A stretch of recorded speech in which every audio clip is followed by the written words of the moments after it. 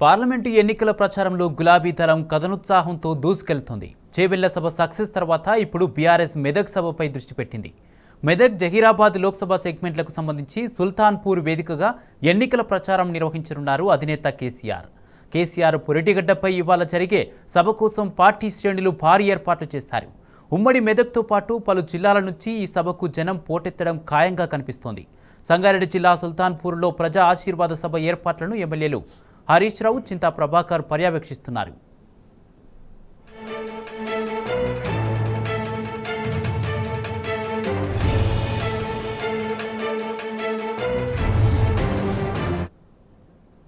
సుల్తాన్పూర్లో BRS అధినేత కేసీఆర్ ప్రజా ఆశీర్వాద సభకు సంబంధించి మరింత సమాచారం ప్రతినిధి వంశీ లైట్ ద్వారా అందిస్తారు. వంశీ,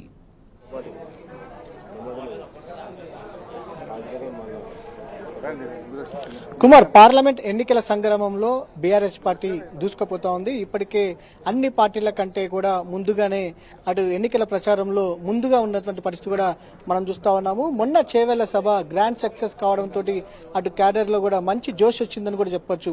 ఈ రోజు సంగారెడ్డి జిల్లాకు సంబంధించి చూస్తే మాత్రం సుల్తాన్పూర్ లో ప్రజా ఆశీర్వాద సభ నిర్వహిస్తా ఉన్నారు. అటు జహీరాబాద్, మెదక్ పార్లమెంట్ నియోజకవర్గాలకు సంబంధించినటువంటి ఈ ప్రజా ఆశీర్వాద సభకు సంబంధించి కూడా భారీ ఎత్తున కార్యకర్తలు కావచ్చు, నాయకులు కావచ్చు, ప్రజలు కూడా పెద్ద ఎత్తున వచ్చే అవకాశం ఉన్నట్టు కూడా బీఆర్ఎస్ పార్టీ ముఖ్య నాయకులు చెప్తున్నటువంటి పరిస్థితి కూడా మనం చూస్తా ఉన్నాము. దాదాపుగా 1,00,000కు పైగా ప్రజలు వచ్చే అవకాశం ఉన్నటువంటి నేపథ్యంలో భారీగా ఏర్పాట్లను మాత్రం ఇక్కడ చేసినటువంటి పరిస్థితి కూడా మనకు కనిపిస్తా ఉంది.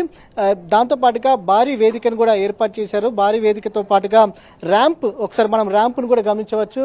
ప్రత్యేకంగా ర్యాంపును కూడా ఏర్పాటు చేయడం జరిగింది. ఈ ర్యాంప్ ద్వారా ఇక్కడ నుంచి బీఆర్ఎస్ పార్టీ అధినేత కేసీఆర్ ముందుకు నడుచుకుంటూ వెళ్తూ అటు ప్రజలకు అభివాదం కూడా ఈ ర్యాంప్ నుంచి ఇక్కడ నుంచి చేయబోతా ఉన్నారు.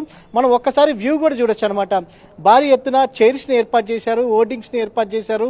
అటు సంగారెడ్డి మొత్తం కూడా గులాబీమయమైనటువంటి పరిస్థితి కూడా మనం చూస్తా ఉన్నాము. దారి పొడవునా కూడా స్వాగతం పలకడానికి పెద్ద ఎత్తున ప్రజలు కూడా ఈ ప్రాంతానికి సాయంత్రం తరలి వచ్చే అవకాశం ఉందని కూడా బీఆర్ఎస్ పార్టీ నాయకులు చెప్తున్నటువంటి పరిస్థితి కూడా మనం చూస్తా ఉన్నాము. ఇప్పటికే అటు జహీరాబాద్ కావచ్చు, మెదక్ పార్లమెంట్ నియోజకవర్గాలకు సంబంధించినటువంటి కార్యకర్తలు కూడా మంచి ఉత్సాహంతో ఉన్నటువంటి పరిస్థితి కూడా మనకు కనిపిస్తా ఉంది. ఇప్పటికే ఈ ఏర్పాట్లను కూడా మాజీ మంత్రి సిద్దిపేట ఎమ్మెల్యే హరీష్ రావు కూడా ఇప్పటికే పర్యవేక్షించినటువంటి పరిస్థితి కూడా మనం చూస్తా ఉన్నాము. అటు కళాకారులు ఏదైతే వారి యొక్క ఏదైతే ప్రదర్శన ఇవ్వడానికి ప్రత్యేకంగా వేదికను కూడా ఏర్పాటు చేసినటువంటి పరిస్థితి కూడా మనం చూస్తా ఉన్నాము. మొన్న చేవెళ్ల సభ కూడా మనం ఒక్కసారి గమనిస్తే మాత్రం వేలాది సంఖ్యలో ప్రజలు ఆ సభకు వచ్చినటువంటి పరిస్థితి కూడా మనం చూస్తా ఉన్నాము.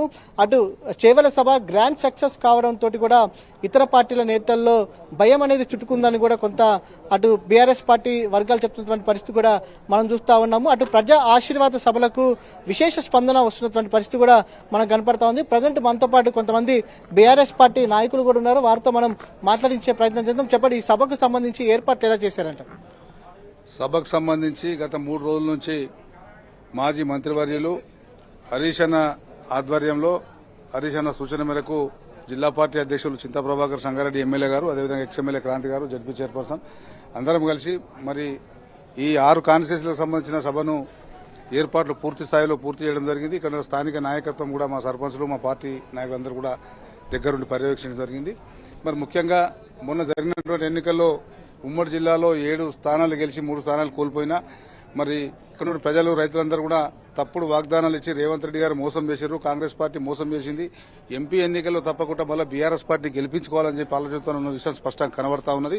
సర్పంచులు, ఎంపీడీసీల గ్రామాల్లోకి వెళ్లి కేసీఆర్ గారు వస్తున్నారు, మరి సుల్తాన్పూర్ సభకు రావాలి, మెదక్ జిల్లా సభకు రావాలన్నప్పుడు స్వచ్ఛందంగా వాళ్ళందరూ కూడా పెద్ద ఎత్తున మేము 1,00,000 మందితో సభ పెడదాం అనుకుంటే దాదాపు ఈ రోజు 1,50,000 నుంచి 2,00,000 వరకు జనాలు వచ్చే అవకాశం ఉంది. ముఖ్యంగా రైతులకు కూడా అయితే రుణమాఫీ విషయంలో కానీ, రైతు బంధు విషయంలో, రైతుకు ఇచ్చే బోనస్ విషయంలో మోసం చేసినటువంటి ముఖ్యమంత్రి రేవంత్ రెడ్డికి మరి నిరసనగా, వ్యతిరేకంగానే ఇలా సభ పెద్ద ఎత్తున హాజరవుతా ఉన్నారు.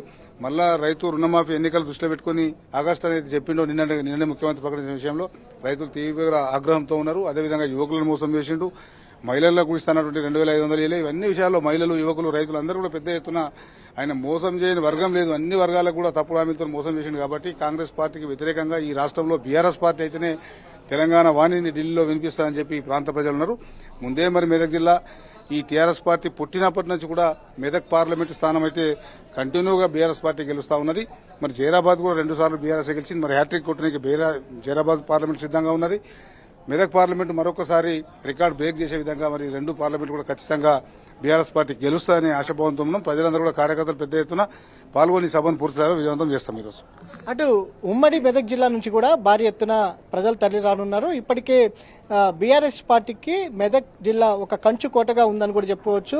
ఎప్పుడు ఎన్నికలు వచ్చినా కూడా ఇక్కడ బీఆర్ఎస్ పార్టీ తన గులాబీ జెండాను ఎగరవేస్తున్నటువంటి పరిస్థితి కూడా మనం చూస్తా ఉన్నాము. ఈ రోజు సాయంత్రం జరిగేటటువంటి సభకు సంబంధించిగా భారీగా ప్రజలు అయితే యాక్చువల్గా 1,00,000 అంచనా వేసినా కూడా కానీ 2 లక్షల వరకు ప్రజలు వచ్చే అవకాశం ఉన్నట్టు కూడా వారు అంచనా వేసినటువంటి పరిస్థితి కూడా మనకు కనపడతా ఉంది. ఏదైతే మెదక్ జైరాబాద్ పార్లమెంట్ నియోజకవర్గాలకు సంబంధించినటువంటి ప్రజా ఆశీర్వాద సభకు సంబంధించి కూడా పూర్తి స్థాయిలో ఏర్పాట్లు పూర్తయినటువంటి పరిస్థితి కూడా మనం చూడొచ్చు.